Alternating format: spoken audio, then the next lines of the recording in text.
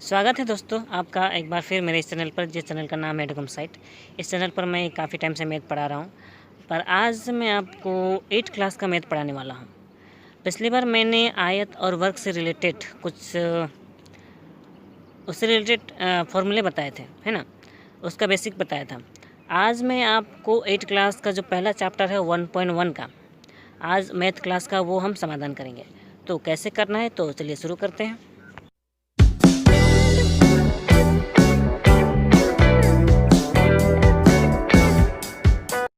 तो दोस्तों, जैसा हमने कहा, आज 8th क्लास का हम ये मैथ स्टार्ट कर रहे हैं। ठीक है, ये चैप्टर 1 का 1 है, तो ये 8th क्लास का ये पहला चैप्टर है, यानी कि 8th क्लास का पहला पार्ट है। ठीक है, तो इस पहले पार्ट में जो मैथ है वो है ज़्यादातर आयत और वर्ग से रिलेटेड। ठीक है, तो आयत और वर्ग से रिलेटेड मैंने इसका एक बेसिक पार्ट बनाया है, और वो बेसिक पार्ट आपने देखा हो तो ठीक है, और अगर आपने नहीं देखा हो तो ऊपर में देखिएगा जो आई बटन दिख रहा होगा। ठीक है, तो उस आई बटन पे क्लिक कीजिएगा तो आप मेरा वो बेसिक पार्ट देख सकते हैं। ठीक है, तो आगे बढ़ते हैं। तो इसमें जो आप क्वेश्चन देख रहे हैं, एक नंबर है, एक नंबर में ये केवल ये कुछ आयताकार का रूप में है, कुछ वर्गों में बटा हुआ है, साथ ही साथ इनके भीतर में कुछ क्षेत्र बनाए गए हैं। ठीक है, ये वर्गाकार, आयताकार और ये कुछ तीर जैसा है ना, तो ये त्रिभुजाकार। ये ज़्यादा मुश्किल नहीं है, इसलिए मैं इसके बारे में नहीं समझा रहा। ठीक है, आपके स्कूल में इसे अच्छी तरह से समझाया जा सकता है, या फिर अगर आपको समझना है तो मैं इसको वीडियो के एंड में आपको समझाऊंगा। ठीक है, तो हम सीधे स्टार्ट करेंगे 2 से। जो यहाँ 2 नंबर क्वेश्चन है, 2 नंबर क्वेश्चन आप देख सकते हैं। अमीना के घर के आयताकार आंगन की लंबाई 6 मीटर एवं चौड़ाई 4.2 मीटर है। इस आंगन के बीच में 3.5 मीटर एवं 2.5 मीटर की एक आयताकार शतरंजी बनी है। शतरंजी छोड़कर आंगन का क्षेत्रफल निकालो। ठीक है, पिछले बार चैप्टर में मैंने जो बेसिक पार्ट की बात कही अभी, ठीक है, उस बेसिक पार्ट को अगर आपने देखा हो तो आप ये मैथ थोड़ी आसानी से कर सकते हैं।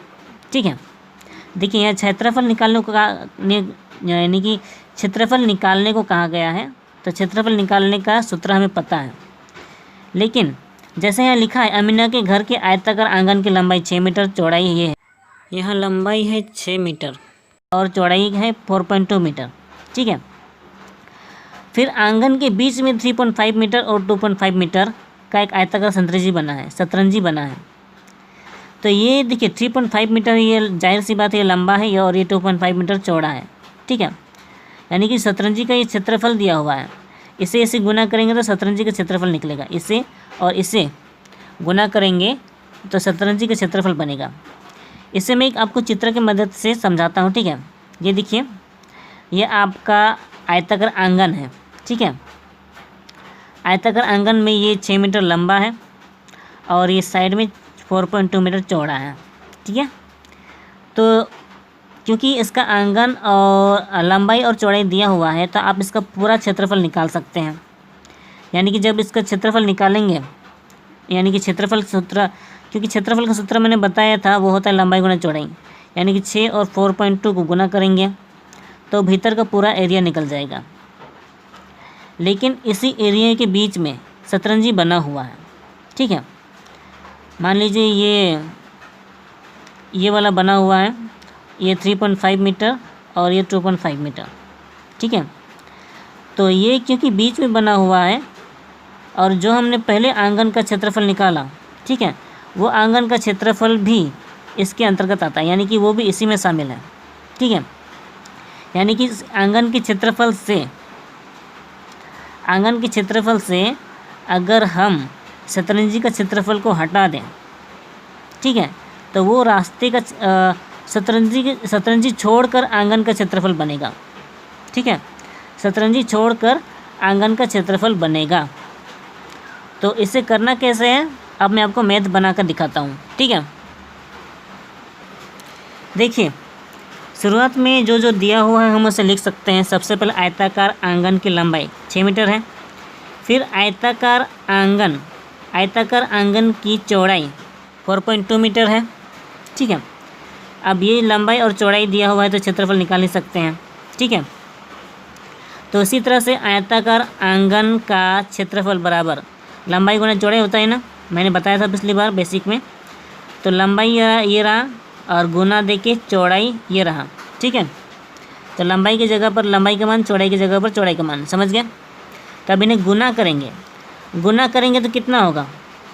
अगर आप इसे गुना करेंगे तो सबसे पहले 6, ये 6 है ना, 6 दूना 12, क्योंकि हम गुना कर रहे हैं, ध्यान से देखिए। ठीक है, 6 दूना 12, 12 का 2 है ना, हाथ में 1 बचेगा। फिर 6 चौके 24, 24 और 1 25, कितना, तो हम यहाँ पे 25 लिख सकते हैं। ये 252 नहीं है। ठीक है, यहाँ देखिए एक संख्या के पहले दशमलव है ना, तो एक संख्या के पहले यहाँ दशमलव देना होगा, यानी कि 25.2 वर्ग मीटर है। ध्यान दीजिएगा, हमें वर्ग मीटर लिखना ही है, हमने बताया था ना। तो ये आयताकार आंगन का क्षेत्रफल है। तो जैसा हमने चित्र में बताया, ये पूरे आंगन का क्षेत्रफल है। ठीक है, यानी कि वो जो शतरंजी बीच में है वो भी इसमें मिक्स हो जाएगा। तब शतरंजी का क्षेत्रफल निकाल कर वो घटाएंगे तो शतरंजी छोड़कर आयताकार आंगन का क्षेत्रफल बनेगा। ठीक है, तब आगे देखिए, हमने यहाँ सीधे सीधे निकाल रखा है। ठीक है, आयताकार शतरंजी का क्षेत्रफल, तो शतरंजी का तो लंबाई चौड़ाई एक साथ दिया हुआ है, इसलिए हम यहाँ पर डायरेक्ट लिख दिए। ठीक है, अब अगर अब इनको गुना किया जाए तो कितना होगा, 25 25 125 होगा, हाथ में बचा 12, 25 3 75। ठीक है, 75 और 12, 75 और 12 होगा 87, यानी कि 87, 1 मिनट, 875 होगा। ठीक है, लेकिन यहाँ देखिए, यहाँ एक संख्या के आगे दशमलव है, यहाँ भी एक संख्या के आगे दशमलव है, तो ये 8.75 होगा, यानी कि 8.75 वर्ग मीटर। अब क्योंकि ये आयताकार शतरंजी का क्षेत्रफल निकल चुका है 8.75, तो हमने जैसा कहा जो आयताकार आंगन का पूरा क्षेत्रफल है उसमें से शतरंजी का क्षेत्रफल निकालेंगे तो हमारा आंसर होगा शतरंजी को छोड़कर आंगन का क्षेत्रफल। ठीक है, तो शतरंजी आयताकार आंगन का क्षेत्रफल ये है, हमने यहाँ शतरंजी छोड़कर आंगन का क्षेत्रफल लिखा है, यानी कि 25.2, ये माइनस 8.75। ठीक है, ये 25.2 माइनस 8.75, क्योंकि आंगन के क्षेत्रफल से शतरंजी के क्षेत्रफल को घटाएंगे तभी तो शतरंजी छोड़कर आंगन का क्षेत्रफल बचेगा, क्योंकि शतरंजी छोड़ना है तो शतरंजी को घटाना होगा। ठीक है, समझ गए। अब क्योंकि इसे घटाएं, देखिए दशमलव, यहाँ दशमलव के बाद 2 संख्या है ना, तो यहाँ दशमलव के बाद 2 एक संख्या है, यानी कि दशमलव के बाद यहाँ पर 1 शून्य लगा सकते हैं। ठीक है, आप अपनी मर्जी से लगा सकते हैं। तो लगाने के बाद देखिए आप इन्हें घटा सकते हैं यहाँ से, क्योंकि ये वाला बड़ा संख्या है तो इससे घटेगा। यहाँ से 10 से 5 घटाया 5, फिर यहाँ बच गया 1, 11 से 7 घटाया 4। ठीक है, फिर यहाँ दशमलव दोनों में है तो दशमलव दिया, फिर यहाँ बच गया आपका 4, तो 14 से 8 घटाया, 14 से 8 घटाया 6 होता है, 6, फिर यहाँ बच गया 1, यानी कि 16.45 वर्ग मीटर। ये होगा आपका आंसर। ठीक है, तो हमारा 2 नंबर का आंसर बन चुका है, 8 मिनट बन गया। अब 3 नंबर देखते हैं क्वेश्चन। यहाँ देखिए, अजंता हाउसिंग कॉम्प्लेक्स के वर्गाकार पार्क के बाहर चारों तरफ 3 मीटर चौड़ा एक रास्ता है। रास्ता सहित पार्क की परिसीमा 484 मीटर होने से रास्ते का क्षेत्रफल निकालें। ठीक है, क्वेश्चन को समझने की ज़रूरत है। सबसे पहले एक वर्गाकार पार्क है। ठीक है, चित्र देखिए, वर्गाकार पार्क है, पार्क के बाहर चारों तरफ 3 मीटर चौड़ा एक रास्ता है, चारों तरफ 3 मीटर चौड़ा एक रास्ता है, और रास्ता सहित पार्क की परिसीमा 484 मीटर है, यानी कि जो ये जो रास्ता है बीच में जो रास्ता है उसको मिलाकर पार्क की परिसीमा पूछा है।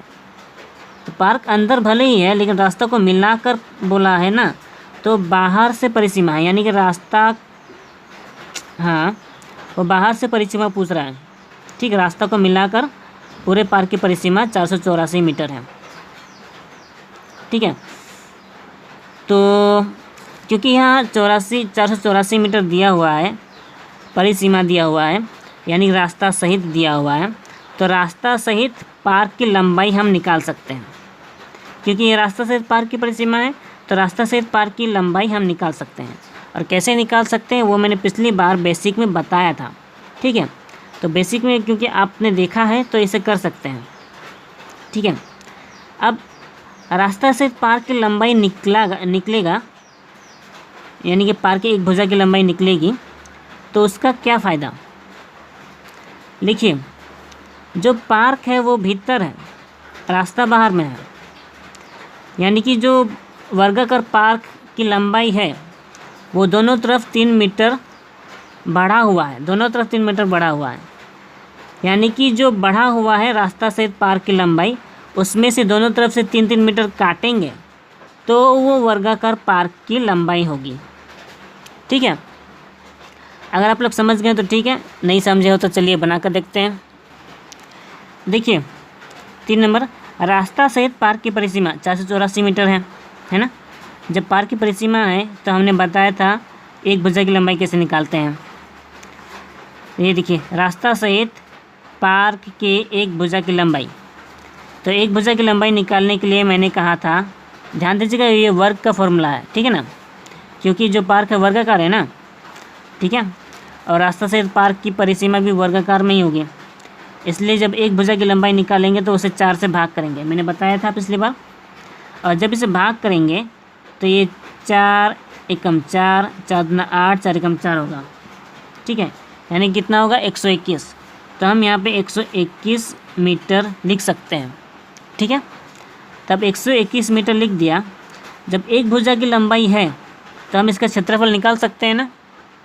और मैंने बताया था रास्ता सहित पार्क का क्षेत्रफल का फॉर्मूला क्या होता है, रास्ता सहित पार्क का क्षेत्रफल बराबर, क्योंकि ये वर्गाकार है तो इस वर्गाकार का क्षेत्रफल मैंने बताया था 121, यानी कि भुजा गुने भुजा बताया था ना, ये भुजा की लंबाई है ना, तो 121 गुना 121। ठीक है, अब हमें इसका गुना आता है तो इसको गुना कर सकते हैं। इसको गुना करने पर होगा हमारा 14,641। ठीक है, क्योंकि क्षेत्रफल है तो हमें इसे लिखना पड़ेगा वर्ग मीटर। आप इसे गुना करके देखेंगे। ठीक है, गुना करके देखें तो इतना ही निकलेगा। ठीक है, तो ये क्षेत्रफल निकल चुका है। तो क्षेत्रफल निकालने के बाद रास्ता 3 मीटर चौड़ा है। अगर 3 मीटर चौड़ा है तो यहाँ देखिए मैंने यहाँ विस्तार से लिखा हुआ है, अगर 3 मीटर चौड़ा है अर्थात पार्क की एक भुजा से 3 मीटर अधिक लंबा पार्क के दोनों तरफ है ना। ध्यान से पढ़िए, पार्क की एक भुजा से, जो पार्क की असल भुजा है, 3 मीटर अधिक लंबा पार्क के दोनों तरफ है। समझ में नहीं आया ना। मतलब कि मान लीजिए ये पार्क है, ठीक है, छोटा देख बना रहा हूँ, और ये है इसका वर्ग। ठीक है, मतलब बाहर रास्ता है। ठीक है, तो ये जो पार्क की लंबाई है, पार्क की एक भुजा से, है ना, ये 3 मीटर अधिक लंबा है। इधर भी 3 मीटर, इधर 3 मीटर है, 3 मीटर। मैं यही कह रहा हूँ, ये जो पार्क की असल लंबाई है यहाँ से यहाँ तक, ठीक है, तो एक भुजा से 3 मीटर अधिक, यहाँ से 3 मीटर अधिक, ठीक है, यहाँ से यहाँ 3 मीटर अधिक पार्क के दोनों तरफ है, यानी कि दोनों तरफ है। और ये पूरा लंबा, और ये पूरा लंबा सेम है, यानी कि इसकी जो लंबाई है इसमें हम 3 मीटर और इसमें 3 मीटर घटाएंगे तो यहाँ से यहाँ तक की लंबाई निकलेगी। ठीक है, तो इसीलिए हम दोनों तरफ 3-3 मीटर काटेंगे, और यहाँ से यहाँ तक की लंबाई तो हमारा निकाला हुआ है, वो है 121 मीटर, ये वाला एक भुजा की लंबाई। यहाँ से यहाँ 121 है ना, तो यहाँ से यहाँ भी तो 121 होगा, और यहाँ 3-3 काटेंगे तो ये यहाँ से यहाँ तक की लंबाई होगी। ठीक है, तो रास्ता सहित पार्क की लंबाई को दोनों तरफ से 3 मीटर घटाने पर मूल पार्क के एक भुजा की लंबाई निकलेगी। ठीक है, ध्यान से दीजिए, रास्ता सहित पार्क की लंबाई को, ठीक है, पार्क की लंबाई को दोनों तरफ से 3 मीटर घटाने पर मूल पार्क के एक भुजा की लंबाई निकलेगी। ठीक है, यानी कि रास्ता सहित पार्क की लंबाई, रास्ता छोड़कर पार्क की लंबाई बना रहे हैं अभी। ठीक है, पहले रास्ता सहित था ना, अभी रास्ता छोड़कर, रास्ता सहित पार्क की लंबाई, ये रास्ता सहित है मतलब रास्ता को मिलाकर, उसमें रास्ता छोड़कर, यानी कि रास्ता तो दोनों तरफ 3-3 मीटर है ना, 3 दूना 6, तो ये 6 मीटर छोड़ के रास्ता बनाएंगे या पार्क की लंबाई निकलेगी। तो 121 में -6 करेंगे तो 115 मीटर होगा।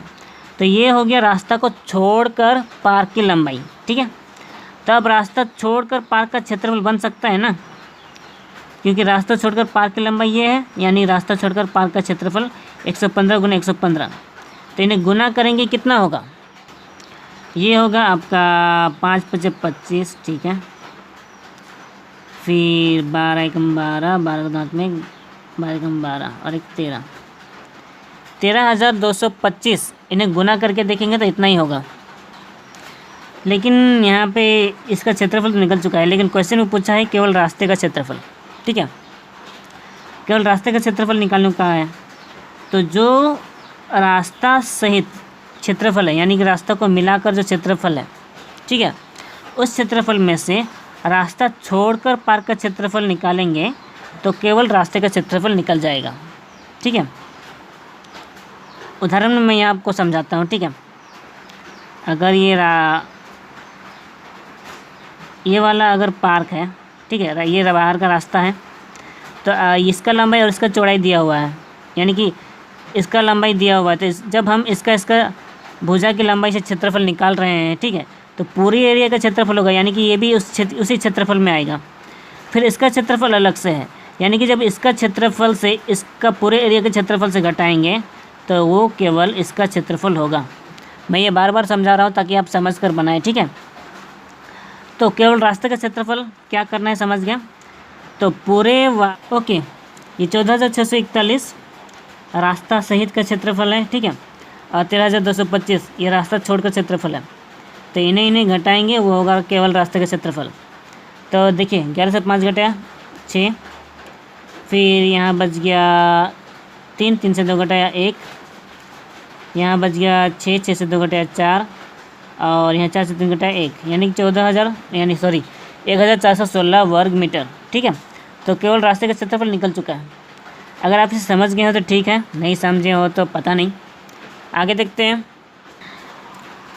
ये देखिए 4 नंबर शायद इजी हो सकता है, पर सवाल को समझने की ज़रूरत है। सवाल है, मिहिर के आयताकार बाग की लंबाई 50 मीटर है एवं चौड़ाई 30 मीटर है। ठीक है, इस बाग के बीचों बीच लंबाई के समानांतर 4 मीटर चौड़ा एक रास्ता बाग को 2 समान क्षेत्रफल वाले आयताकार क्षेत्र में बांटता है। तो रास्ते का क्षेत्रफल स्वयं निकाल कर देखें। ठीक है, मतलब लंबाई है 50 मीटर और चौड़ाई है 30 मीटर, वो है बाग की। ठीक है, बाग की लंबाई, और इस बाग के बीचों बीच में लंबाई के समानांतर 4 मीटर चौड़ा एक रास्ता है। तो अगर ये बीचों बीच है तो रास्ते की चौड़ाई 4 मीटर है, और क्योंकि वो लंबाई के समानांतर बोला है, जो रास्ता है वो लंबाई के समानांतर है, यानी कि रास्ता की लंबाई भी 50 मीटर ही होगी। ठीक है, अब रास्ते का क्षेत्रफल निकालने को कहा गया है। तो यानी कि अभी हमने समझा रास्ता की लंबाई 50 मीटर है और चौड़ाई तो उसका 4 मीटर है, तो यानी कि रास्ते का क्षेत्रफल निकल सकता है। ठीक है, उसके बाद ए और बी का क्वेश्चन है, वो बाद में देखेंगे। अब यहाँ देखिए आयताकार बाग की लंबाई दिया हुआ है, आयताकार बाग की चौड़ाई हमने लिख लिया। अब रास्ता लंबाई के समानांतर हो तो रास्ता की लंबाई 50 मीटर, ये हमने लिख दिया। फिर रास्ते की चौड़ाई 4 मीटर, ये हमने लिखा। फिर रास्ते का क्षेत्रफल बराबर लंबाई गुना चौड़ाई, रास्ते का लंबाई भी 50 है, चौड़ाई उसका 4 ही है, तो इनको गुना करेंगे तो क्षेत्रफल हो जाएगा 4 शून्य 4 × 20, यानी कि 200 वर्ग मीटर। 200 वर्ग मीटर इसका हम निकाल चुके हैं, ठीक है। फिर आगे क्वेश्चन है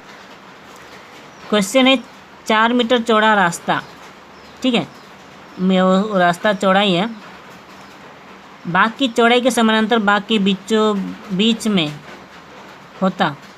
देखिए ऊपर में जो कहा था वो लंबाई के समानांतर था, ठीक है। अब यहाँ पे बोला है वो चौड़ाई के समानांतर बाग के बीच में होता, ठीक है। जो अगर रास्ता 4 मीटर ही चौड़ा होता लेकिन वो उसकी लंबाई जो है चौड़ाई के समानांतर होती, ठीक है, बाग के बीच में होता, और तो बाग को 2 भागों में बांटता है, तो रास्ते का क्षेत्रफल क्या होता, ठीक है।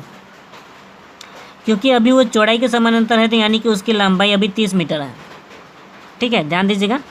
अगर वो चौड़ाई के समानांतर है तो उसकी लंबाई 30 मीटर है और उसकी चौड़ाई तो वही 4 मीटर ही होगी, तो इसका भी क्षेत्रफल आसानी से बन सकता है।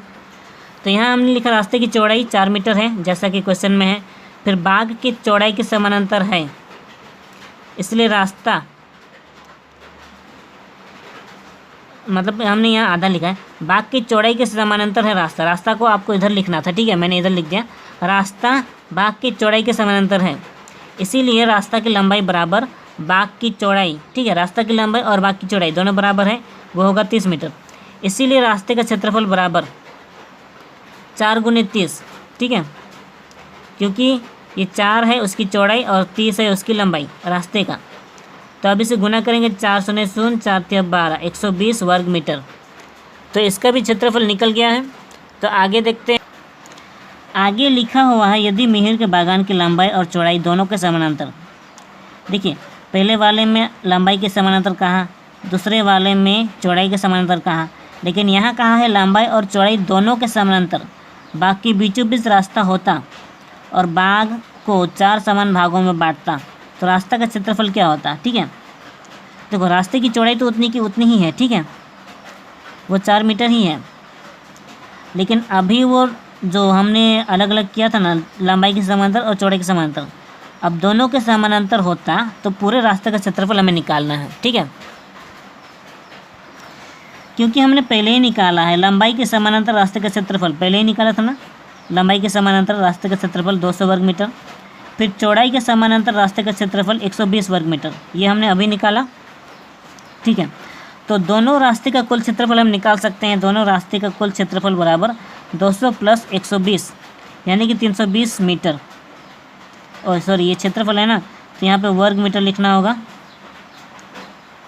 320 वर्ग मीटर, ठीक है। तो इसे हम समझ चुके हैं, लेकिन दोनों रास्ते का कुल क्षेत्रफल तो है, लेकिन जब दोनों रास्ते मिलते हैं, यहाँ एक चीज़ मैं चित्र के द्वारा समझाना चाहूँगा, ठीक है। जो हम पहले रास्ते का क्षेत्रफल निकालें तो जो बीच वाला हिस्सा है, ठीक है, तो वो तो पहले उसमें जुड़ गया है, जब हम क्षेत्रफल निकाले तो वो पहले से ही उसमें सम्मिलित हो गया, लेकिन जब हम दूसरे रास्ते का क्षेत्रफल निकाल रहे हैं तो वो बीच वाला हिस्सा दोबारा उसमें सम्मिलित हो रहा है ना, यानी कि जहाँ पे वो मिल रहा है ना दोनों रास्ते, यानी कि दोनों रास्ते का वो बीच वाला हिस्सा 2-2 बार जोड़ हो रहा है, 2-2 बार क्या हो रहा है, जोड़ हो रहा है, यानी कि बीच वाला हिस्सा वो डबल जोड़ हो रहा है, लेकिन डबल जोड़ होने से तो वो सही माप नहीं होगा ना, क्योंकि हमें दोनों रास्ते का मिलाकर रास्ता क्षेत्रफल निकालना है, तो हमें एक में से वो बीच वाले हिस्से का क्षेत्रफल निकालना होगा। अब देखिए बीच वाले हिस्सा जो है वो वर्गाकार बन रहा है, क्योंकि वो वर्गाकार बन रहा है तो क्योंकि रास्ते की चौड़ाई ही 4 मीटर है, तो इस वर्गाकार क्षेत्र का क्षेत्रफल क्या होगा, 4 वर्ग मीटर, सॉरी 4 × 4 यानी कि 16 वर्ग मीटर होगा, ठीक है। तो उसी लिए हम यहाँ पर लिखेंगे दोनों रास्ते के मिलने से बीच में रास्तों की चौड़ाई के हिसाब से, ठीक है, ध्यान दीजिएगा, दोनों रास्तों के मिलने से बीच में रास्तों के चौड़ाई के हिसाब से 4 × 4 बराबर 16 वर्ग मीटर का वर्ग क्षेत्र बन जाता है, ठीक है। तो हमें 16 वर्ग मीटर को घटाना होगा। टीचर को समझाने के लिए आप ये भी बोल सकते हैं या लिख सकते हैं, दोनों रास्तों के क्षेत्रफल के योगफल में 16 वर्ग मीटर का वर्ग क्षेत्र अधिक सम्मिलित है, ठीक है, वो 16 वर्ग मीटर का वर्ग क्षेत्र अधिक सम्मिलित है। और यहाँ पे मैंने डिटेल में लंबा लिख दिया है, आप वीडियो पॉज करके इसे पूरा पढ़ सकते हैं, क्योंकि मैं इसे पढ़ने वाला नहीं हूँ। ठीक है, यहाँ से देखिए, इसे यहाँ से यहाँ पूरा पढ़ लीजिए मैंने क्या लिखा है यहाँ तक। ठीक है, कम से कम ये यहाँ तक है। ठीक है, पढ़ लिया होगा तो ठीक है। फिर रास्ते का असल क्षेत्रफल, उसमें से हमें 16 वर्ग मीटर घटाना पड़ेगा। रास्ते का क्षेत्रफल बराबर 320, जो उसका योगफल था, उसमें से 16 वर्ग मीटर घटाना पड़ेगा। तो उसमें 16 घटाएंगे तो 304 वर्ग मीटर निकल जाएगा। ठीक है, तो मैं तो समझा चुका हूँ, बाकी आप समझे कि नहीं, आप समझे तो ठीक है। अब आगे देखिए 5 नंबर। देखिए, हमारे घर के पास पापिया की आयताकार ज़मीन है, नाम है पापिया, उसकी आयताकार ज़मीन है। इस आयताकार ज़मीन की लंबाई 48 मीटर एवं चौड़ाई 26 मीटर है।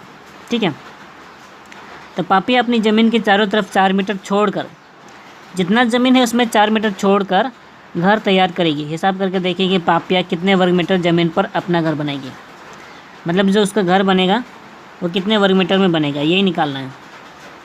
वही तो आयताकार ज़मीन की लंबाई है। चित्र में देखिए, लंबाई है 48 मीटर और चौड़ाई है 26 मीटर।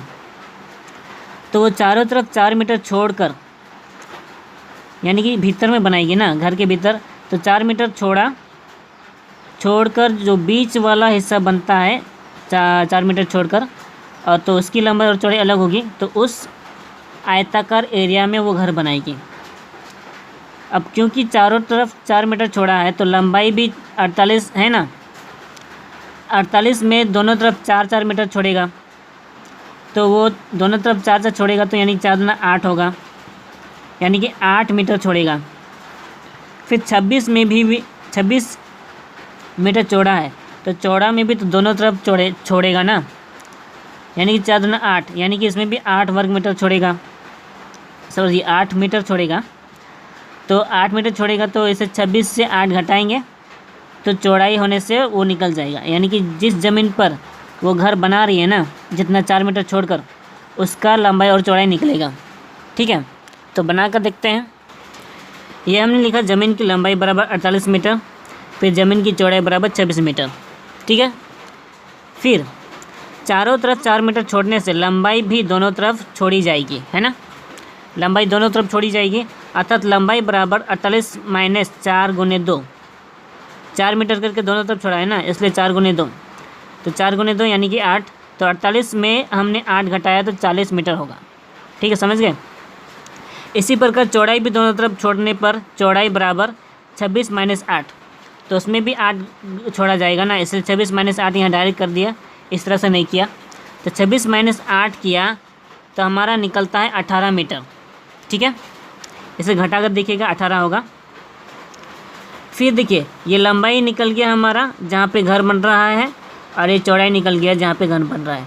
तो क्योंकि इसी लंबाई और इसी चौड़ाई के अंदर में हमें घर बनाना है, तो इसका क्षेत्रफल क्या होगा वही निकालना है। तो हमने यहाँ लिखा है घर बनाने वाले ज़मीन का क्षेत्रफल बराबर ये लंबाई गुना चौड़ाई, ये 40 गुना 18। ठीक है, तो इसे गुना कर दिया जाएगा 18 शून्य शून्य, और 18 दूना 36, 18 54, 18 चौके 72, यानी कि 720 वर्ग मीटर। तो ये रहा इसका आंसर। ठीक है, तो ये इजी था, बन गया। इसके आगे आप लिख सकते हैं कि घर बनाने के लिए, है ना, जो पूछा गया है कितने वर्ग मीटर में अपना घर बनाएंगे, तो आप लिख सकते हैं 720 वर्ग मीटर में अपना घर बनाएगी। यहाँ उत्तर लिख सकते हैं, मैंने नहीं लिखा है, लेकिन आपको ऐसा लिखना होगा तो अच्छा होगा। ठीक है, इसके आगे हमें बनाना है 6 नंबर। तो 6 नंबर का क्वेश्चन देखते हैं। 6 नंबर में क्वेश्चन का ये पार्ट है, और नीचे यहाँ 4 क्वेश्चन है। 6 नंबर में आप देख रहे हैं कि हमारा भाई दीपू 15 सेंटीमीटर लंबा और 8 सेंटीमीटर चौड़ा, ध्यान दीजिएगा क्या दिया हुआ है, 15 सेंटीमीटर लंबा और 8 सेंटीमीटर चौड़ा पूरे आयताकार कागज़ पर एक चित्र बनाता है ना। मतलब कोई आयताकार कागज़ है, मान लीजिए इस तरह का है, तो उस पर चित्र बनाता है। तो यदि दीपू आयताकार क्षेत्र की चौड़ाई को समान रखते हुए, या को होना चाहिए नहीं है, आयताकार क्षेत्र की चौड़ाई को समान रखते हुए लंबाई को दोगुना कर देता हूँ तो उसके चित्र वाले कागज़ के क्षेत्रफल में क्या परिवर्तन होता। मतलब जैसे ही हमने यहाँ ऊपर बनाया था ये 4 का चौड़ाई, यहाँ पे नहीं, ये वाला नहीं, ये अलग ढंग से होगा। ये बोला है चौड़ाई को समान रखते हुए, नहीं चौड़ाई जितना है, ये 8 सेंटीमीटर चौड़ा है ना, तो ये जितना है उतना ही रहेगा, लेकिन लंबाई वो दोगुना कर देगा। 15 से दोगुना करने से वो कितना होगा 30 सेंटीमीटर, यानी कि लंबाई यहाँ पे 30 सेंटीमीटर होगा और चौड़ाई 8 सेंटीमीटर ही होगा ए में। तो चित्र वाले कागज़ के क्षेत्रफल में क्या परिवर्तन हुआ। इसका मतलब क्षेत्रफल में परिवर्तन पूछा, यानी कि पहले हमें इसका क्षेत्रफल निकालना ही पड़ेगा, उसके बाद दूसरा क्षेत्रफल निकाल के दोनों के बीच का अंतर निकालना होगा। ठीक है, समझ में आया तो ठीक है, तो हम बना कर देखते हैं। तो जो क्वेश्चन में लिखा गया है वो हमने यहाँ उतार लिया। कागज़ की लंबाई है 15 सेंटीमीटर और चौड़ाई है 8 सेंटीमीटर। ठीक है, तो इसका क्षेत्रफल निकाल सकते हैं, लेकिन हमने नहीं निकाला है। ठीक है, हमने देखिए प्रश्न अनुसार, प्रश्न में जैसा कहा गया है लंबाई को दोगुना करना है, दोगुना करने पर 15 गुना 2, ये लंबाई है ना, 15 का 2 गुना, तो वो हो गया 15 गुना 2 यानी कि 30 सेंटीमीटर। ठीक है, और चौड़ाई को समान रखते हुए कहा गया है, यानी चौड़ाई में कोई अंतर नहीं किया गया है, तो चौड़ाई जितना था कागज़ का वो 8 सेंटीमीटर ही होगा। ठीक है, और 8 सेंटीमीटर ही होगा तो परिवर्तित क्षेत्रफल, ठीक है, यानी कि जो नया क्षेत्रफल होगा वो ये नया लंबा और वही पुराना चौड़ाई के साथ गुना होगा। ठीक है ना, तो क्षेत्रफल में अंतर परिवर्तन कहने से ये इसके साथ गुना होगा, 8 शून्य 8 3 24, यानी कि 240 वर्ग सेंटीमीटर। ठीक है, तो ये अभी का क्षेत्रफल है, लेकिन हमने यहाँ पे क्षेत्रफल नहीं निकाला है, तो हम यहाँ का क्षेत्रफल निकाल लेते हैं। तो कागज़ का क्षेत्रफल बराबर, ठीक है, यहाँ हमने निकाला नहीं है, निकाल लेते हैं 15 गुना 8, ये लंबाई गुना चौड़ाई होता है, तो 8 × 40, 40 का 0, 0 का 0, हाथ में 4, 8 का 8, 8 4 12, यानी कि 120 वर्ग सेंटीमीटर। ठीक है, सब ठीक है, तो 120 वर्ग सेंटीमीटर। अब देखिए ये पहले कागज़ का क्षेत्रफल 120 सेंटीमीटर है और अभी का क्षेत्रफल 240 वर्ग सेंटीमीटर है ना। तो देखिए दोनों में क्या अंतर है, ये 120 है, ये 240 है, ये 12, ये 24, यानी कि ये दूसरा क्षेत्रफल जो है दोगुना ज़्यादा है ना। तो सवाल में जो पूछा गया है वो कहाँ है, क्या कहा है, क्षेत्रफल में क्या परिवर्तन हुआ। तो क्षेत्रफल में ये हमें यहाँ पे उत्तर लिखना होगा, उत्तर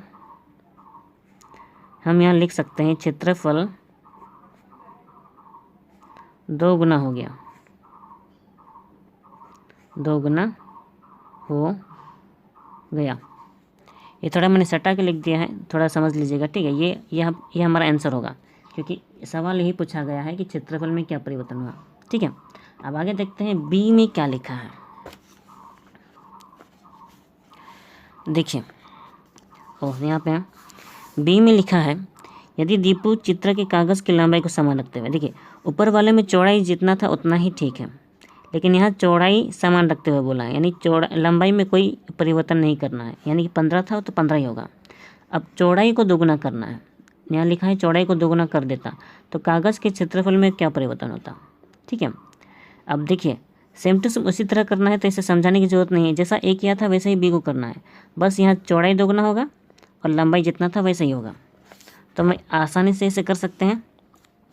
तो प्रश्न अनुसार लंबाई 15 सेंटीमीटर ही होगा, लेकिन चौड़ाई उसका दोगुना होगा, 16 सेंटीमीटर। ठीक है, अब फिर से परिवर्तित क्षेत्र होगा, अभी का 15 और अभी का 16, और लंबाई तो पहले ही 15 है और ये 16 पहले से ही है, अभी बनाया, तो अब इन दोनों को गुना किया जा सकता है। तो ये 16 × 25 80, 80 का 0, हाथ में 8, हाथ में 8 हुआ, फिर 16 एकम 16, और 16 और 8 होता है 24, तो ये भी 24 ही होता है, 240 वर्ग सेंटीमीटर। ये 240 वर्ग सेंटीमीटर है, इसमें भी वही पूछा गया है कि क्या परिवर्तन होता, तो यहाँ भी हम वही उत्तर लिख सकते हैं, क्षेत्रफल 2 गुना होता। ठीक है, मैं साफ से नहीं लिख रहा हूँ लेकिन आप समझ जाएंगे। क्षेत्रफल 2 गुना होता। तो ये हो गया इसका फाइनल आंसर। उसके बाद सी देखते हैं। सी में कहा है दीपू अपने चित्र वाले कागज़ की लंबाई और चौड़ाई दोनों को दोगुना कर देता है ना। यानी कि अभी किसी को पहले के जितना नहीं रखना है और सबको दोगुना करना। अगर 15 था है ना, तो 15 का दोगुना 30 और 8 का दोगुना 16, दोनों को दोगुना करने पर कागज़ के क्षेत्रफल में क्या परिवर्तन होता। तो इसे भी निकाल कर देखते हैं। तो हमें पता है क्या करना है, लंबाई और चौड़ाई दोनों का दोगुना करने पर। ठीक है, अब लंबाई दोगुना करने पर 30 हो जाएगा और चौड़ाई 16, क्योंकि हमने ये पहले ही निकाला हुआ था ए और बी क्वेश्चन में, इसलिए हमने किया नहीं, डायरेक्ट 30 लिखा और यहाँ भी डायरेक्ट 16 लिखा, क्योंकि 8 था, ये 8 दूना 16। ठीक है, अब देखिए तो क्षेत्रफल क्या होगा, ये नया क्षेत्रफल है तो हम इसी परिवर्तित क्षेत्रफल लिख सकते हैं, लेकिन मैंने लिखा नहीं है, यहाँ आप लिख लीजिएगा परिवर्तित क्षेत्रफल बराबर 30 गुना 16। अब इसे गुना करेंगे 16 शून्य 16 43, यानी कि 480 वर्ग सेंटीमीटर। ठीक है, तो ये हो गया इसका क्षेत्रफल। अब सवाल है, इसमें भी सवाल यही पूछा गया है कि क्षेत्रफल में क्या परिवर्तन होता है ना। तो क्षेत्रफल में क्या परिवर्तन होता, हम यहाँ पे आंसर लिख सकते हैं, उत्तर। ठीक है, तो उत्तर में लिख सकते हैं जो पहला जो कागज़ का क्षेत्रफल था उससे ये 4 गुना ज़्यादा है। अगर आप ध्यान देंगे ये 4 गुना ज़्यादा है, तो हम लिख सकते हैं क्षेत्रफल 4 गुना ज़्यादा होता। ठीक है, और इसके साथ ही साथ जो हमने ए और सी हमने बनाया था है ना, हमने जो ए और बी का जो क्षेत्रफल निकाला था दोनों समान था है ना, तो ये ए और बी की भी 2 गुना है। ध्यान दीजिएगा, क्षेत्रफल 4 गुना ज़्यादा होता। हमने जो पहला क्षेत्रफल निकाला था असल क्षेत्रफल है ना, तो हमें यहाँ पे एक चीज़ और लिखना चाहिए, यहाँ पे आयताकार कागज़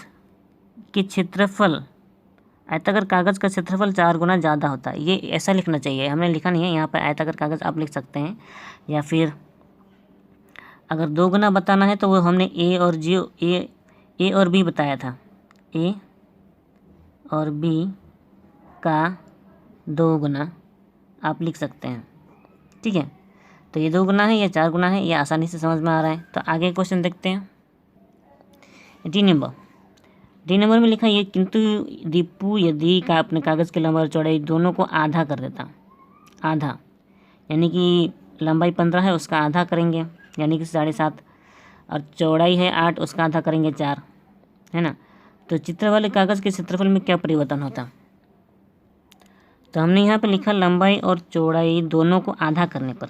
ठीक है, अब आधा करने के लिए हमें पता है 1/2 से भाग किया जाता है, या 1/2 से गुना किया जाता है, या 2 से भाग किया जाता है। तो ये 2, 15 और 2 अगर इसे काटेंगे या भाग करेंगे तो 7.5 सेंटीमीटर होगा। आप इसे भाग करके देखिएगा, 15 को 2 से भाग करेंगे तो इतना ही निकलेगा, 7.5 सेंटीमीटर। ठीक है, और अगर ये निकालना नहीं आता हो तो मैं यहाँ पे करके दिखा सकता हूँ। 15 2, ठीक है, ये 2 से 14, 5 से 4 घटाया 1, दशमलव लगाएंगे 0 होगा, फिर 2 5 10। ठीक है, समझ में आया। ठीक है, अब दोनों का लिए लंबाई है, फिर चौड़ाई भी उसी तरह से 1/2 करेंगे तो ये 4 होगा, 2 चौके 8, ये कटेगा 2 चौके 8। ठीक है, तो ये 4 सेंटीमीटर निकल गया है। तो लंबाई हमारे पास 7.5 है और चौड़ाई 4 सेंटीमीटर। तो अब इसका क्षेत्रफल निकाल सकते हैं। तो क्षेत्रफल होगा लंबाई गुनी चौड़ाई, लंबाई 7.5, चौड़ाई 4 सेंटीमीटर। अब इसको अगर गुना किया जाए, 4 5 20, 20 का 0, हाथ में 2 दशमलव, क्योंकि यहाँ दशमलव 1 ठो है, फिर 4 7 28 और 1 29, 30, क्योंकि यहाँ 2 बचा था, 4 से 28, 28 और 2 30, यानी कि 30 वर्ग सेंटीमीटर होगा। क्योंकि दशमलव के बाद में 0 है तो इसको नहीं मानेंगे, तो 30 वर्ग सेंटीमीटर। ठीक है, तो ये 30 वर्ग सेंटीमीटर तो बन गया है, लेकिन ये असल क्षेत्रफल से कितना कम है, तो देखते हैं ये कितना कम है। आप में से कोई को सोच सकता है कि क्षेत्रफल में परिवर्तन बताने के लिए, निकालने के लिए मैंने शुरू में कहा था कि क्षेत्रफल घटाना होगा। मैंने बीच में कहा था पहले वाले क्षेत्रफल से और अभी के क्षेत्रफल से, वह मैंने पिछले वाले ABC में ये घटा कर नहीं दिखाया, लेकिन यहाँ पर घटा कर दिखा रहा हूँ। ठीक है, तो असल क्षेत्रफल हम आपका है 120 माइनस 30, ठीक है। तो अगर आप इसे घटाएंगे तो ये 0 ही होगा, और 12 से 3 घटाया 8, सॉरी 12 से 3 घटाया 9 होगा, 9 होगा। तो हमने जो 2 गुना 4 गुना ये जो आंसर लिखा है उसके जगह पर अगर आप घटा कर ये भी लिखेंगे तो भी चलेगा। यानी कि जो क्षेत्रफल है ये तो इसमें ये कम हो गया है क्षेत्रफल, है ना। तो आप लिख सकते हैं कि 90 वर्ग सेंटीमीटर कम हो गया है ना। तो इसी तरह से ऊपर में भी कहीं घटाएंगे तो आपको इसी तरह से आंसर लिख सकते हैं। लेकिन अगर आपको उस तरह से बताना हो कि कितना कम हो गया, कितना गुना, है ना, तो आप ध्यान दे सकते हैं कि ये जो 120 पहले का क्षेत्रफल था ये 30 से 4 गुना ज़्यादा है, ये पहले वाला ज़्यादा है, मतलब कि 4 गुना कम हुआ है ना। तो 4 गुना कम हुआ है वो नहीं लिख सकते, हमें उसे लिखना होगा 1/4 भाग हो गया है। ये पहले का क्षेत्रफल से हमें आंसर लिख सकते हैं 1/4 गुना हो गया है, ऐसा लिख सकते हैं, ठीक है। अब यहाँ तक तो हो गया है, अब आगे देखते हैं। अब यहाँ देखिए 7 नंबर में क्या है, इसमें लिखा है मैंने 3 वर्गाकार कागज़ को काटा, क्षेत्रफल में कैसा परिवर्तन होगा देखें। तो मतलब कि यहाँ खुद से बनाना है। आप 3 वर्गाकार कागज़ बनाइए, वर्गाकार तो समझ ही चुके हैं, मैंने बताया है पिछले बार भी बेसिक में। आपको करना क्या है, कागज़ लेना है 3 वर्गाकार, उसमें से लंबाई को 2 गुना करके देखें।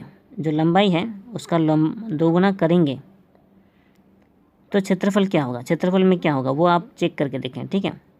आप 3 वर्गाकार कागज़ लीजिए, उसके क्षेत्रफल निकालिए, पहले तो उसका नाप लीजिए, दोनों का लंबाई निकालिए, ठीक है। फिर क्षेत्रफल में परिवर्तन कैसे होगा, पहले आपको लंबाई को बढ़ाना है, ठीक है। उसके बाद दूसरे वाले में लंबाई को आधा करना है। तो आधा करने के बाद कैसे क्षेत्रफल निकलेगा वो आपको खुद समझना होगा। जैसे हमने अभी 6 नंबर किया ना, ये भी उसी तरह का तुम आपको खुद समझ के करना होगा।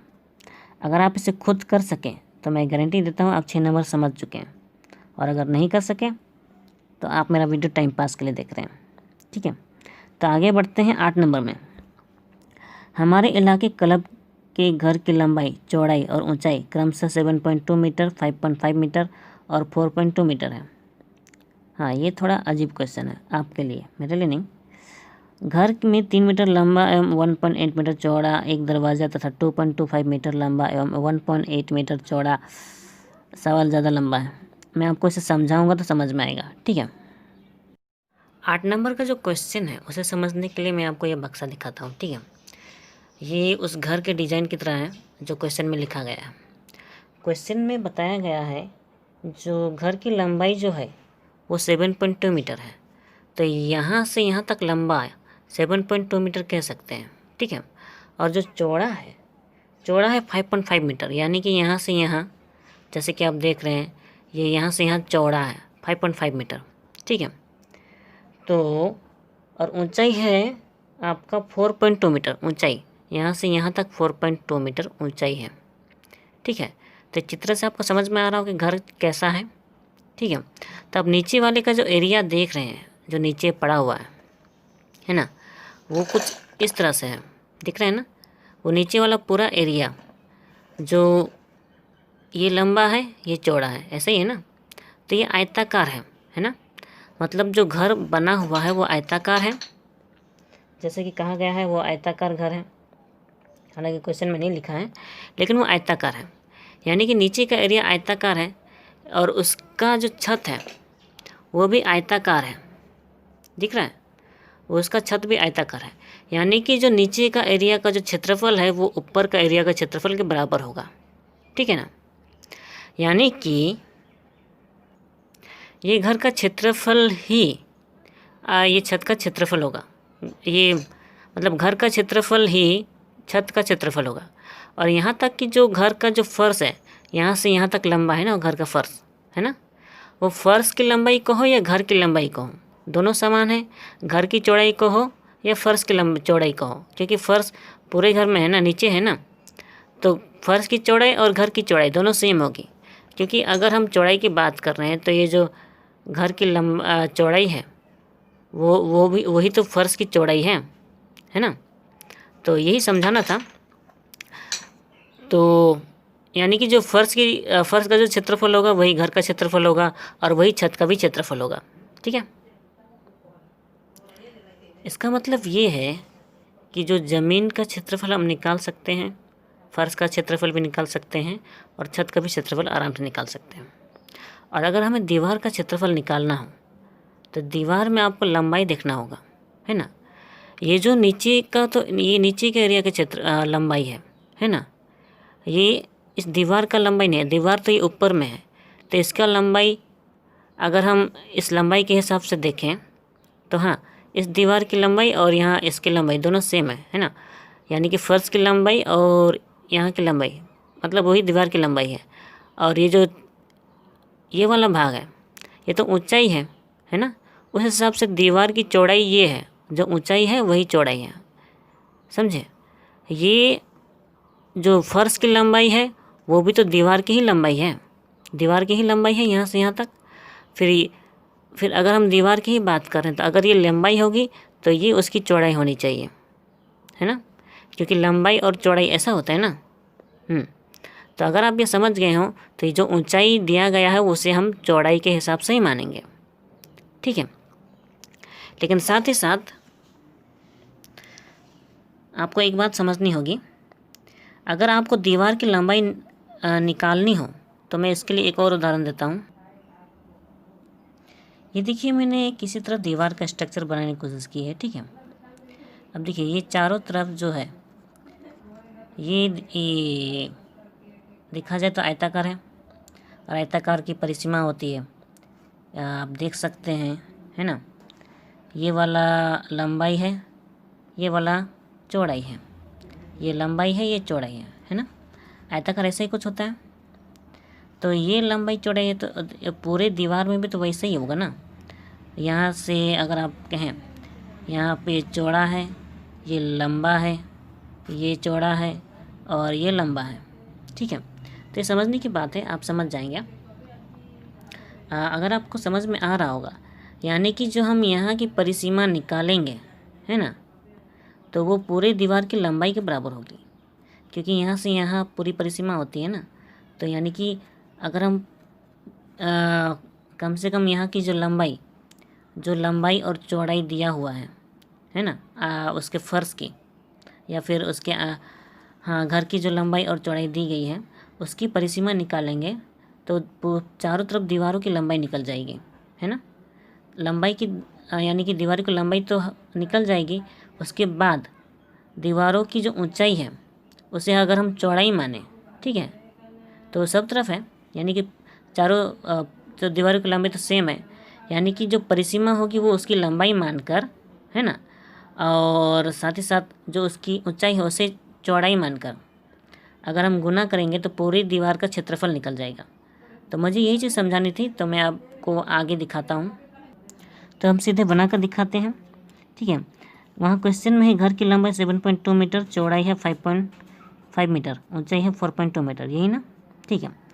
तो और दरवाजे की लंबाई है 3 मीटर और चौड़ाई है 1.8 मीटर, ये दरवाजे की लंबाई है और चौड़ाई है। साथ ही साथ खिड़की दी गई है, प्रत्येक खिड़की की लंबाई है 2.25 मीटर और चौड़ाई है 1.8 मीटर। ध्यान दीजिएगा, प्रत्येक खिड़की है, क्योंकि खिड़की 2 है तो उसमें से एक खिड़की की लंबाई ये है, चौड़ाई ये है, यानी कि दोनों खिड़की की लंबाई ये होगी और चौड़ाई भी ये होगी। यहाँ प्रत्येक लिखा है, यानी कि दोनों में से एक एक की खिड़की की लंबाई ये है और चौड़ाई ये है, इस बात पे ध्यान दीजिएगा, ठीक है। अब क्वेश्चन जैसा जो 1 नंबर में लिखा गया है, ए नंबर में लिखा गया है, वो है क्लब घर के फर्श का क्षेत्रफल। तो फर्श का क्षेत्रफल तो हम निकाल सकते हैं, क्योंकि जो घर की लंबाई और चौड़ाई है तो वही फर्श की भी लंबाई और चौड़ाई होगी, है ना। साथ ही साथ प्रति वर्ग मीटर 62 रुपये की दर से फर्श का सीमेंट करने में क्या खर्च होगा, ठीक है। तो इसमें जो भी है पहले हम क्षेत्रफल निकाल सकते हैं, ठीक है। अब देखिए इसमें क्या है, 1 वर्ग मीटर में 62 रुपये खर्च होता है, प्रति वर्ग मीटर यानी कि 1 वर्ग मीटर 62 रुपये खर्च होता है। तो हमें पता है एक चीज़ का अगर मान दिया गया हो और उससे अधिक का मान निकालना हो तो गुना किया जाता है, तो उससे अधिक, तो एक चीज़ का तो है यहाँ पे वर्ग मीटर, तो उससे अधिक क्या होगा हमें निकालना होगा। 1 वर्ग मीटर है तो उससे ज़्यादा वर्ग मीटर हमें यहाँ निकालना होगा, तो पता चलेगा ना कि किससे गुना करना है हमें इसे। ठीक है, तो अब बना कर देखें। तो घर की लंबाई और फर्श की लंबाई दोनों बराबर है 7.2 मीटर, ये तो समझ में आ गया। इसी प्रकार फर्श की चौड़ाई भी उसी तरह है 5.5 मीटर, यानी कि फर्श की चौड़ाई भी वही है जो घर की लंबाई है। तो अब इसका क्षेत्रफल निकाल सकते हैं। फर्श का क्षेत्रफल बराबर 7.2 और 5.5। अगर इतना है तो हम इसे गुना कर सकते हैं। अगर इनको गुना किया जाए तो हमें पता है इनको गुना कैसे करना है, और मुझे उम्मीद है कि आपको गुना करना आता होगा। इनको गुना करेंगे तो ये होगा 3980।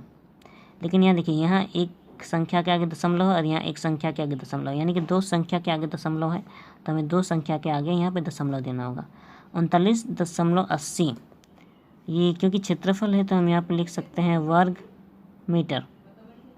ठीक है, तो ये वर्ग मीटर हमने लिख लिया। हमारा फर्श का क्षेत्रफल निकल चुका है। अब चूँकि फर्श का क्षेत्रफल निकल चुका है तो जैसा कि क्वेश्चन में कहा गया है 1 वर्ग मीटर में खर्च बराबर 62 रुपया, तो ये एक चीज़ का मान है तो उससे ज़्यादा है, तो उससे ज़्यादा चीज़ का मान निकालने के लिए गुना किया जाता है उस एक चीज़ के मान से, जैसा कि मैंने कहा ना। तो 29.60 वर्ग मीटर में खर्च। ठीक है, तो 60 से गुना करेंगे तो कितना होगा, आपने गुना करके देखें। अगर आप इन्हें गुना करेंगे, हिल गया, अगर आप इन्हें गुना करेंगे तो इतना होगा, क्योंकि यहाँ 2 संख्या के पहले दशमलव है तो हमें दशमलव यहाँ लगाना पड़ेगा। ठीक है, तो ये क्योंकि खर्चा है तो हम यहाँ पे लिख सकते हैं 2455.20 रुपया। ठीक है, तो इतना खर्चा होगा। ठीक है, आगे यहाँ लिखा है दरवाजे और खिड़की को छोड़कर घर के चारों दीवारों का क्षेत्रफल ज्ञात करके देखें। दरवाजे और खिड़की को छोड़कर, उसके लिए तो पहले हमें चारों दीवारों का क्षेत्रफल निकालना होगा अलग से, फिर दरवाजे और खिड़की का क्षेत्रफल निकालना होगा।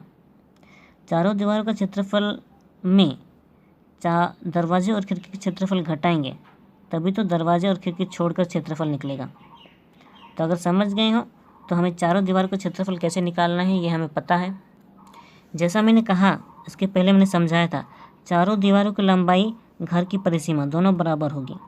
ठीक है, जैसा मैंने समझाया ना, चारों दीवारों की लंबाई और घर की परिसीमा दोनों बराबर होगी, तो घर की परिसीमा निकालने के लिए क्या करना होगा, 2 गुने लंबाई जोड़ चौड़ाई। तो घर की लंबाई ये है और चौड़ाई ये है। ठीक है, तो इसको जोड़ना है हमें पता है। तो 5 2 7 7 5 12, यानी 12.7। अब इसको गुना कर सकते हैं हम लोग। इसे गुना करेंगे तो 2 7 14, 14 का 4 हाथ में 1 दशमलव, यहाँ 1 है, 2 दूना 4 और 1 5, 2 एकम 2, 25.4 मीटर, क्योंकि परिसीमा है तो 25.4 मीटर, और यही चारों दीवारों की लंबाई भी है। ठीक है, तो दीवारों की ऊंचाई ही दीवारों की चौड़ाई होगी, वो होगा 4.2 मीटर। तो दीवारों की लंबाई ये होगा, चारों दीवारों की लंबाई मिलाकर। ठीक है, कुल लंबाई ये है और उसकी चौड़ाई ये है। ठीक है, तो दीवारों का कुल क्षेत्रफल बराबर 25.4 ये लंबाई और चौड़ाई में से 4.2। इसे नहीं लिखेंगे तो भी चलेगा, अगर आप सूत्र को समझ गए हों, मेरे मेथड को समझ गए हों, तो इसे ई वाले को नहीं लिखने से भी चलेगा, आप डायरेक्ट दीवार की ऊंचाई लिख सकते हैं। तो ये तो समझ गए कि इन्हें गुना करना है, क्योंकि लंबाई गुना चौड़ाई होती है। तो अगर इन्हें गुना किया जाए, इन दोनों को गुना करने पर इतना होगा, लेकिन यहाँ पे 2 संख्याओं के आगे दशमलव है तो यहाँ 1 1 और यहाँ पे 2 संख्याओं के आगे दशमलव होगा। फिर चारों दीवारों का क्षेत्रफल ये निकल चुका है इतना वर्ग मीटर। ठीक है, लेकिन इन्हें ये जो क्षेत्रफल है दरवाजे और खिड़की छोड़कर निकालना है, यानी कि हमें दरवाजे और खिड़की का क्षेत्रफल घटाना होगा। तो दरवाजे और खिड़की का क्षेत्रफल निकालते हैं। देखिए, दरवाजे और खिड़की को छोड़कर क्षेत्रफल निकालना है, दीवारों के क्षेत्रफल में से दरवाजे और खिड़की का क्षेत्रफल घटाना होगा। यहाँ होगा मैंने नहीं लिखा है, ये समझ लीजिएगा। इसलिए दरवाजे का क्षेत्रफल बराबर, क्योंकि दरवाजे का लंबाई और चौड़ाई दिया हुआ है तो डायरेक्ट निकाला हमने। 3 8 24, 24 का 4 हाथ में 2, 3 एकम 3 और 3 एकम 3 और उधर का 2 5, यानी कि 5.4 वर्ग मीटर। और ये हो गया, ये दरवाजे का क्षेत्रफल है, समझ गए। फिर दोनों खिड़की का क्षेत्रफल, दोनों खिड़की लिखा है यानी कि उसे 2 से गुना करना पड़ेगा। ये एक खिड़की के क्षेत्रफल को 2 से गुना करेंगे ना, या दोनों को निकलेगा। तो पहले इसे गुना करके देखें, या फिर आप तीनों को एक साथ गुना करेंगे तो भी आसानी से आपका 8.1 वर्ग मीटर निकलेगा। अगर इसे गुना समझ में ना आए तो मैं इसे करके दिखाता हूँ। अब देखिए 2.25 हमने लिखा, और ये देखिए 18 1.8 है ना, इसे 18 मानकर इसे 2 से गुना किया जाए तो 18 36 होगा, है ना। और यहाँ एक संख्या के आगे दशमलव है तो यहाँ दशमलव लिख सकते हैं, ठीक है। अब इसे गुना करेंगे तो टोटल निकल जाएगा। तो 6 5 30, 30 का 0 हाथ में 3, 14 12, 12 3 नहीं दिख रहा ना, एक मिनट, हाँ अब दिख रहा है। 6 5 30, 30 का 0 हाथ में 3, 14 12, 12 3 15, 15 का 5 हाथ में 1, 14 12 और 1 13, ठीक है, हो गया। फिर 3 5 15, 3 2 6 और 1 7, 3 2 6, ठीक है। फिर से देखें 6 5 30, 30 का 0 हाथ में 3, 14 12, 12 15 और 1, 14 12 और 13, 3 5 15, 3 2 6 और 1 7, 3 2 6, ठीक है। अब ठीक है, 5 5 10, 10 का 0 हाथ में 1, 7 3 9, 7 3 10 और 11 हाथ में 1 6 और 1 7 और 1 8। अब देखिए यहाँ 81, ये 8 1 0 0 हो गया। अब देखिए यहाँ पर 1 2 संख्या के आगे दशमलव है और यहाँ पे एक संख्या के आगे दशमलव है, यानी कि 1 2 3 3 संख्या के आगे दशमलव होगा, यानी कि 8.1। इधर का 0 नहीं लिखेंगे तो भी चलेगा, यानी कि 8.1 होगा।